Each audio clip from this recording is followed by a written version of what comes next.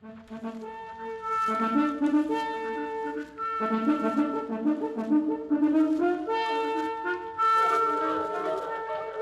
National Broadcasting Company invites you by transcription to join The Chase.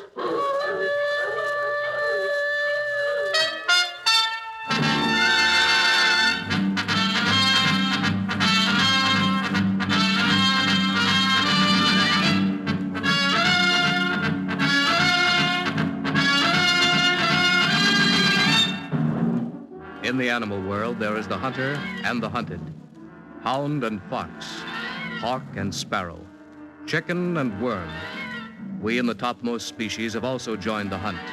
But who is to judge precisely which of us are hounds or foxes as we enter the chase?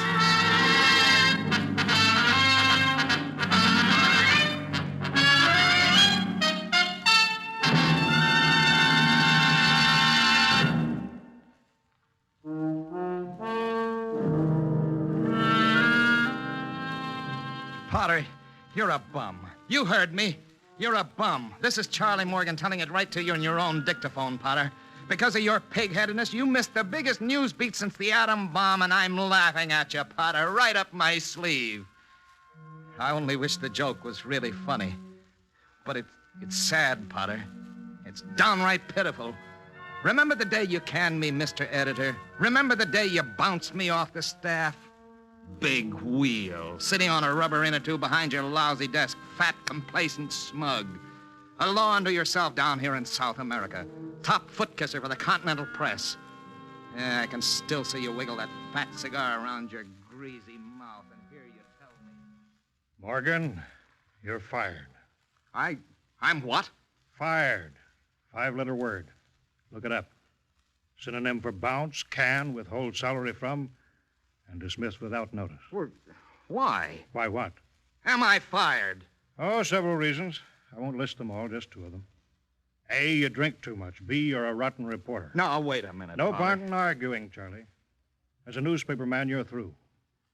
Particularly here in South America, and you know it. Yeah, I guess I do. The AP fired you first, and you lost your berth with UP. I gave you a berth here on Continental because I felt sorry for you. You didn't appreciate it. I don't want to lecture, Potter. Too much vino, Charlie, too many senoritas. This is a newspaper office, not Hollywood's version of what a newspaper office ought to be like. Days are gone when reporters wore their hats on the backs of their heads and scooped the town while having a quick one at Harry's Speak. You got to work for a living if you want to keep a job, Charlie. Yeah, I guess you're right. Well, I'll tell you what I'll do. I'll stake you to the tourist plane fare back to New York.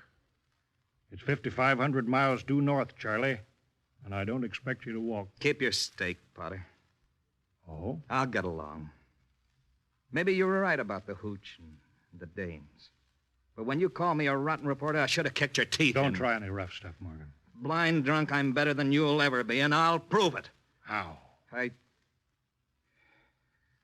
I'll let you know. Right after I wind up cockeyed.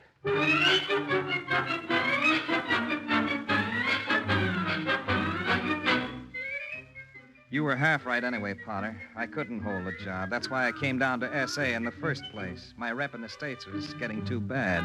But the atmosphere south of the Amazon didn't change me, Potter, and I knew it when I wandered into that tourist-ridden cocktail lounge at the El Canto Hotel and found a place for myself at the bar. Una scotch, Chico. Pronto. Un martini muy seco, por favor. Dispénseme usted, señor. You are an American reporter, are you not? I was. You do not remember me? No. The name is Gonzalez. We met in Rio 2 years ago. I worked for a magazine at that time, El Estilo. So what? I have something to offer you, senor, for a little money. No, thanks. But you do not even know what it is I have for sale. Whatever it is, I'm not interested. Go peddle it somewhere else. If that is how you feel about the most astounding piece of news since Hiroshima, What are you gassing about? I am taking a big risk by talking to you this way, senor. More than one man has been thrown into the river for the piranha fish to feast on. Within minutes, they can strip onto the bone so that nothing is left. You're a cheerful character. But for a sum, senor, a small sum, I will give you the news beat of the century. Better try drinking your martinis through a straw. You're loaded. Don't be a fool. Won't you even listen to me? I'm listening, but you don't say anything. What's this big news scoop all about? I can only tell you at this time that it concerns a missing person. A man the world thought was dead, who has suddenly reappeared. Oh, big deal. It is a big deal, senor. And since you are so stubborn about it... Wait a minute. Well, All right.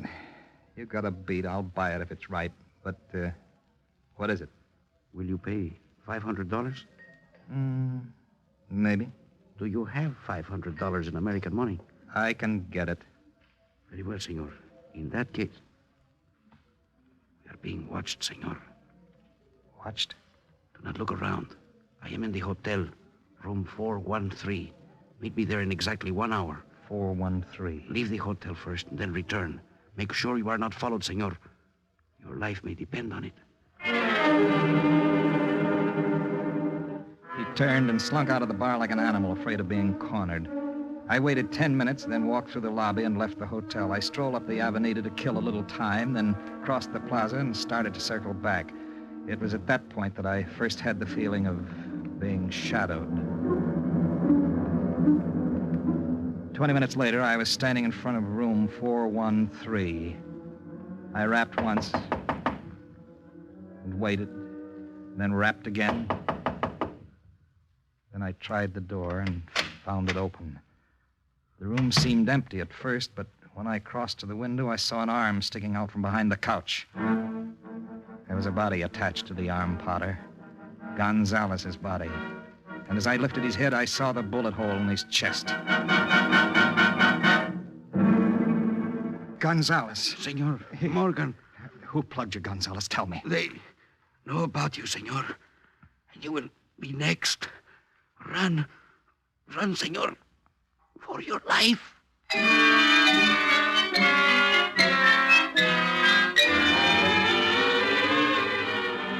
The next thing I heard was a death rattle, and I lowered what was left of Gonzalez to the floor. My first impulse was to get out of there fast, but as I started for the door, I noticed a photograph standing near the bed. It was a picture of a woman, and I grabbed it on a hunch and yanked it out of the frame. That was when they made attempt number 1, Potter, to shut me up. The shots came from the window, and they missed me by a hair. I bounded out into the corridor and started racing down the hall when I heard footsteps behind me, and I knew I was being chased. I could almost hear the next 2 bullets whistle past my ear, and it was no time to stand on ceremony. I grabbed the nearest doorknob with a prayer that was answered when the door pushed open, and I slammed in and locked it behind me as I staggered into somebody's room. I beg your pardon? Excuse me. May I ask who you are? 10 more seconds, and it would have been who I was. What are you doing in my room? I'm running, mister. Running? Yeah, from a gun. Somebody out in that corridor thinks there's an open season on Americans. Is this some kind of practical joke? Didn't you hear the shots? No. Well, I heard them, mister, and they were meant for me. Just a moment, my friend. Don't open that door. Please. Well? Hall is empty. You're sure? Look for yourself. Yeah, the guy who was chasing me must have taken a powder, which suits me fine. Please, exactly what is this all about? Man's been murdered in room 413. On this floor? Let me see. Now, wait a minute, mister. They've had 5 tries at me up to now, and I don't want number 6 to hit the jackpot. I tell you, there's no one here in the corridor, my friend. Now, show me the corpse. This way. Incidentally, who are you? Charlie Morgan's my name. Well, mine is Stuben. Kurt Stuben. And, Charlie, do you mind if I suggest that you have liquor on your breath? Okay, so I had a quick one. 1, mind you. That's not enough to dream up a yarn like this, is it? This is the room. Very well. The room is empty, my friend. Empty? Quite. But he was lying over there near the couch. Perhaps your corpse strolled down to the bar for a beer, huh? Oh, these boys work fast. They got him out of here while I was ducking slugs in the hall. Oh, I'm sure now that Gonzalez had a story. And what a story. If it's hot enough to kill for, it must be blazing. What kind of a story are you referring to? A missing man. Must be a big shot. I guess he turned up somewhere, but who? Where? What are you smiling at? Was I smiling? You think I'm off my conch? No, not exactly.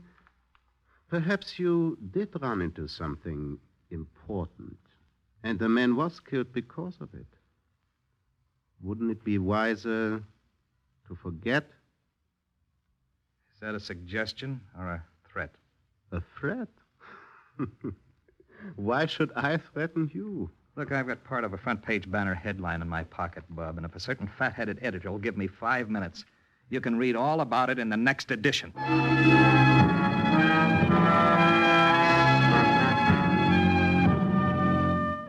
He smiled again, then stuck a monocle in the corner of his eye and looked me over like I was some kind of bug under glass. He was still gawking at me with all his molars showing when I left the room. As soon as I stepped out into the street from the hotel lobby, I knew I'd made another mistake.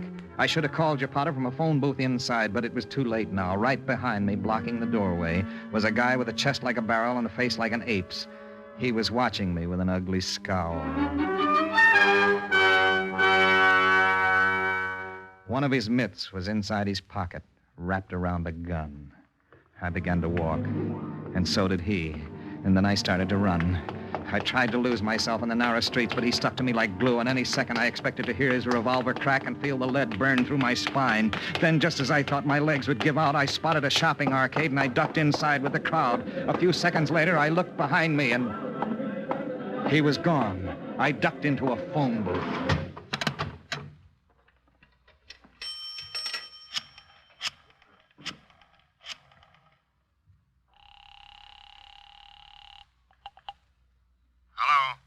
Charlie Morgan, Potter. Well, Charlie? Listen, I'm calling from a phone booth near the Avenue Rio Carta. I just got a tip. It's a hot one. What kind of a tip? A guy's been missing. He's supposed to be dead, but he's shown up again. What guy? Well, I don't know yet. Oh, brother. Now, listen to me, Potter. What kind of a pitch are you trying to hand me, Morgan? You drunk again? Don't be a chump. A man's been murdered because of this thing. I saw his body. Where? The El Canto Hotel. Did you notify the police? Well, no. Well, why not? Because his body disappeared. Along with the pink elephant? Oh, for the love of Mike, stop baiting me, will you? This is on the level, Potter. I swear it. I've got a photograph. Some dame. She might be his lady friend. If I can find out who she is... All right. Come up to the office. Let's see what goes. Do I get my job back if this thing hooks up? If it doesn't, I'll have you thrown in the river. Let the piranha fishes eat you alive. Yeah, I'm on my way, Potter. Just sit tight. But I wasn't on my way, at least not yet, because I suddenly spotted the gorilla who'd been chasing me coming through the arcade. I ducked out of the phone booth just as he caught my eye, and we both started moving together. He was big, but I was fast. And 10 seconds later, I tumbled into a cab that was parked in front of the arcade and yelled, "Cale Martez! Uno, dos, cinco! Pronto, hombre!" I looked back through the window and saw him standing on the curb. The sun was down, the streets were getting dark, but I could have sworn I saw a smile on his face as my cab jumped away. 5 minutes later, I knew the joke was on me. Driver. Hombre. You call, senor? Where are you going? Calle Martes, senor. This isn't the way to the Calle Martes. You're going north. Si, senor. ¿Cómo? A shortcut, senor. ¿Está usted bien seguro? Pues si, senor. Hey, wait a minute. Stop the car. I'm getting out here. Did you hear me, hombre? Stop this jalopy, you stupid-looking crumb, before I... Be quiet, senor, and enjoy the ride. I saw it when I leaned over. A German Luger as big as a cannon that was strapped to his gear shift, and he had one hand on the wheel and the other on the gun butt. We drove for 20 minutes more in silence while I weighed the odds against trying to take him from behind. He was doing 50 by that time, and we were on the open road at least 5 miles from town. But gun or no gun, I wasn't going to let him waltz me around again, Willie, so I moved up suddenly and grabbed his throat while his hand shot up and pressed the Luger muzzle against my cheek. Caramba! Stop this car! Let go! I shoot! Go ahead and I'll twist this wheel right off the road. I swear I shoot! Let go! Hey, look out!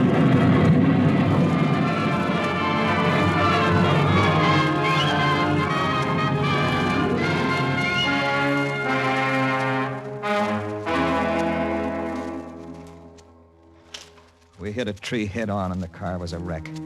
I got out of it lucky with a twisted shoulder and a cut on my cheek, while the driver's head smacked into the dashboard and knocked him cold. Hey, hombre. Wake up. Hombre. ¿Qué es eso? Take it easy, hombre. Now I've got the Luger. Can you stand? No puedo andar. Try it. Come on, get on your feet. Caramba. That's better. Now let's keep it in English. You were pretty good at it before. What's the deal? Senor, Who paid you to take me for a ride? I do not remember. Will you remember better if I massage your skull with this Luger? Senor, por favor. I'm a poor man. For a few pesos, I do someone a favor. A few pesos. I'm not worth much, am I? I was not to hurt you, senor. Just to drive you to the house. What house? It is near here. Okay, let's go. Senor? I said let's go to that house, hombre. He took me through the woods about a half a mile until we reached a broken-down shack with a car parked in front of it. It was a big job, European, a Mercedes, and it looked incongruous standing in front of that hovel. I nudged the guy with my gun, and we stopped for a minute while I took stock of the surroundings. This the joint? Si. Who owns that car? I don't know, senor. Who lives in the shack? I don't know, senor. Do you know you're alive? Si, senor. Congratulations. Come on, we're moving up to that busted window to see who's inside. We approached the window slowly, bent half over, and when we reached the house wall, I raised my head inch by inch until I could peer through the broken glass. The first guy I noticed was the hatchet man who'd chased me through the streets, and then I spotted the guy who called himself Kurt Steuben. Between them was another character with his back to me and his head hunched over, almost hidden by an upturned coat collar. This was the missing man, the guy Gonzalez told me about. But before I could get a good look at his face, his sidekick spotted me, raised his hand, and fired point blank through the window. I felt a stab of pain in my right wrist, and I dropped the gun. Then everything happened at once. The driver lunged, the shack door opened, the air was filled with oaths, orders, and whistling bullets. How I got back to town, Potter, I don't know. I remember how dark it was as I tore through the woods and the way my spine crawled every time I heard a noise behind me and thought they were closing in. But I found the highway at last and bummed a ride back into the city on a banana cart. That was when you came into the picture again, you great, big, lovable slob. Morgan, Yeah, Morgan. what's happened to you? You're a mess. I'll tell you what happened to me, Potter. I've been conned, chased, mauled, and shot at. I played tag with a gunman and wound up crawling out of a car wreck with a radiator cap in my teeth. Well, your wrist. It's just a little flesh wound. Forget it. Listen, I'm convinced I walked into the biggest rhubarb since Lincoln's assassination. Somebody big's on the loose, Potter. Someone so hot his pals go in for mass murder just to keep it quiet. Now, wait just a minute, Charlie. Oh, you wait. How do you think I got into this condition? Playing jacks?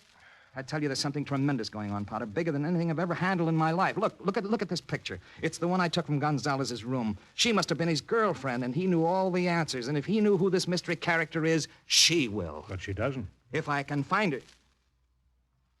What did you say? I said she doesn't. And the whole thing's a tempest in a teapot. No, that's an original expression. How can you tell what this dame knows? Because she's inside my private office. She's what?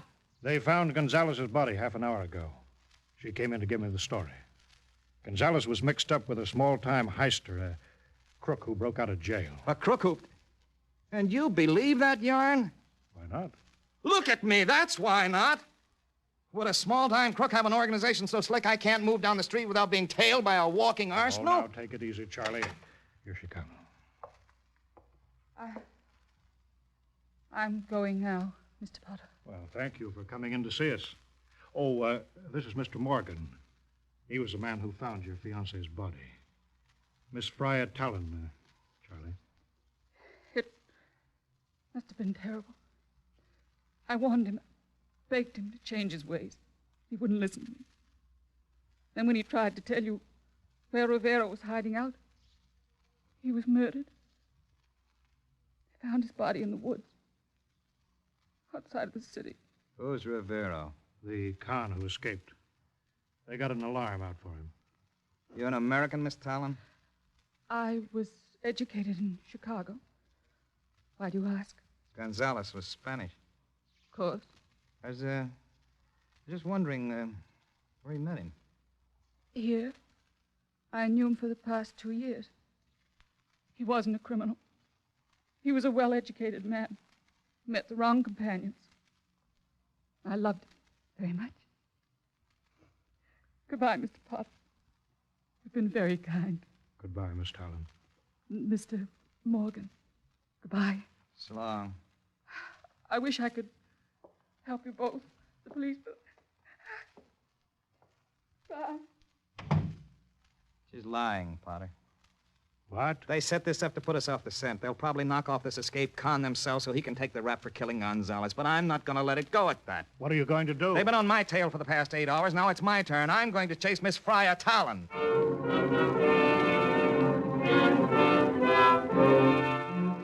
I saw her enter a cab as I hit the street, and I climbed into another one and followed. We drove up the main drag to the center of town, and her taxi stopped in front of one of the plushier joints, a big white stone affair that looked like an embassy.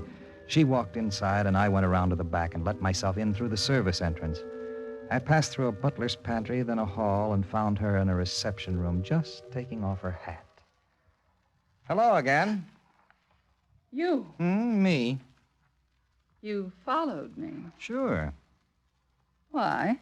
Because you lied before. Gonzalez wasn't mixed up with a small-time gangster. This rhubarb is bigger.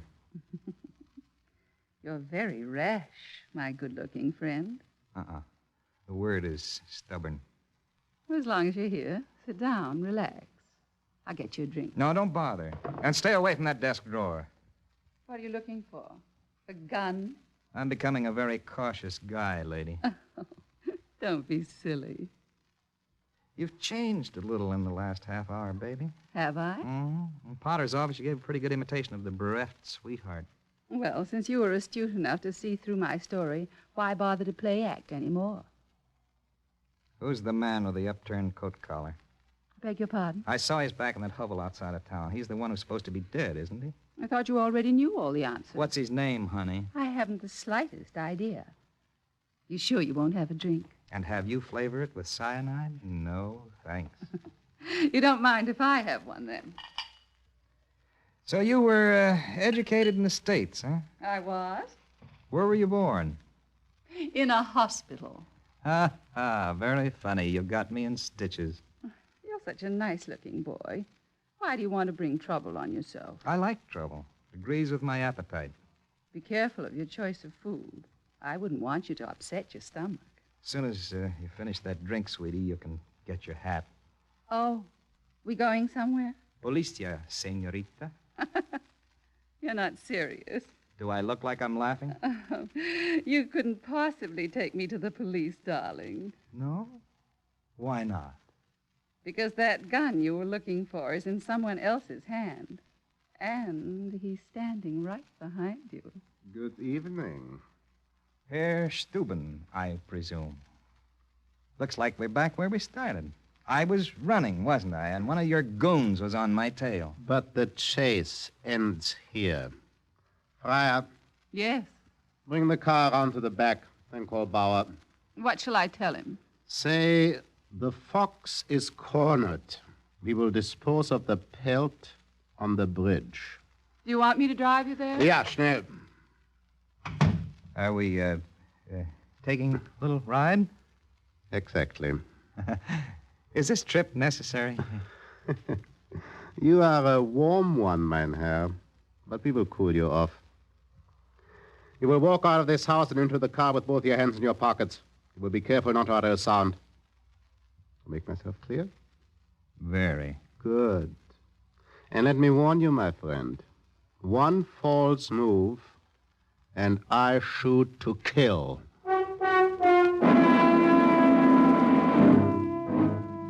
We drove in silence until we left the city limits, and any bright ideas I had about making a break were dampened slightly by the rod he was pressing against my ribs. I didn't know where we were going, and I didn't bother to ask because I had a funny feeling I wasn't coming back. Stay on this road, Friar. I know the way, Kurt. Are you comfortable, my friend? Oh, extremely. Good. Look, as long as my future doesn't look very promising, you might ease that gnawing sense of curiosity that's been burning me up for the past 12 hours. And for which you are paying a stiff price. Who is he? Who's this mystery guy who's so hot you've got to keep him under wraps by leaving a trail of stiffs from here to the Amazon? You will know who he is very shortly, my friend. You mean I'm going to see him? Yes. When? As soon as we reach the bridge. And What happens after that? I prefer not to discuss that. It's a very distressing subject. Especially for me. You see, it is very important that your body is not found. It would create a greater disturbance than Gonzales merely because you're a newspaper man. Oh, you flatter me. So we will leave it to the piranha fish to dispose of you. Have you seen them operate? Once. They attack in schools. Give them 10 minutes and they can do away with anything alive that happens to drop into the water. I just can't wait. Good. The bridge. Yeah, I see the car is there already. Stop here, Friar. The bridge was a wobbly affair, made of wood, suspended across the river below. A car was parked in the center, the Mercedes I saw before, and the guy behind the wheel must have been the gorilla who chased me in the arcade. But it was the second man I was interested in, the one with the upturned collar. And he was standing just outside the car in the center of the bridge, watching us. You asked to have your curiosity satisfied, my friend. Look for yourself. Who is he? You cannot see. Now he's in the shadows and his collar's still turned up around his head. Friar, Yes. drive on across the bridge. I will take care of this one here. You are honored, my friend. He has come down himself to see that we dispose of you properly. But who is he? I can't see him. What's his name? His name, my friend, is... The bridge is cracking!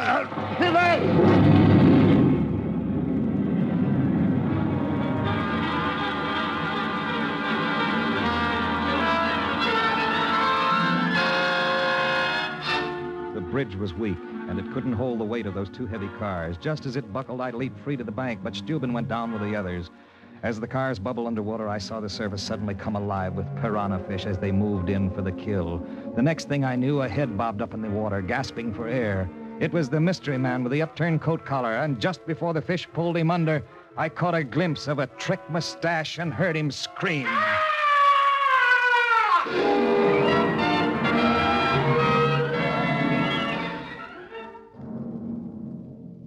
Well, Potter, you know what piranha fish can do. I searched the riverbank for an hour or two, but all I found was part of an overcoat. The coat the trick mustache was wearing. Inside, I found a billfold, Potter, and in the billfold, a water-soaked card. It looked like some kind of a political party identification tag. Only the ink had run, and I could hardly read what it said. But I was able to make out two things on the card, Potter. One was a crossed symbol in the form of a swastika on the upper right-hand corner, and the other was what was left of a name on the bottom. A first name, Potter. Adolf.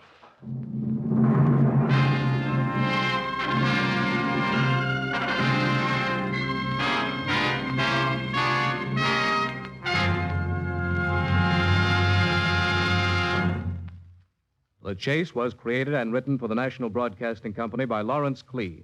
Featured in tonight's cast was Vinton Hayworth. Others were Doris Dalton, Stephen Schnabel, Wendell Holmes, and Louis Van Ruten. The Chase was directed and transcribed by Walter McGraw.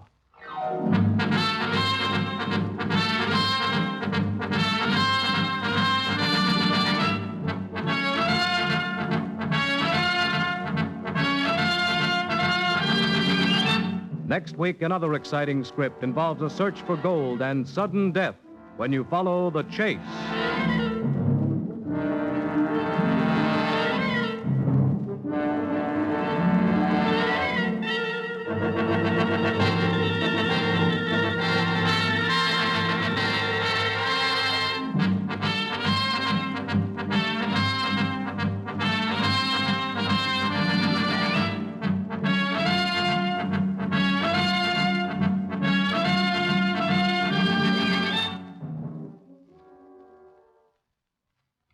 Next, it's First Nighter on NBC.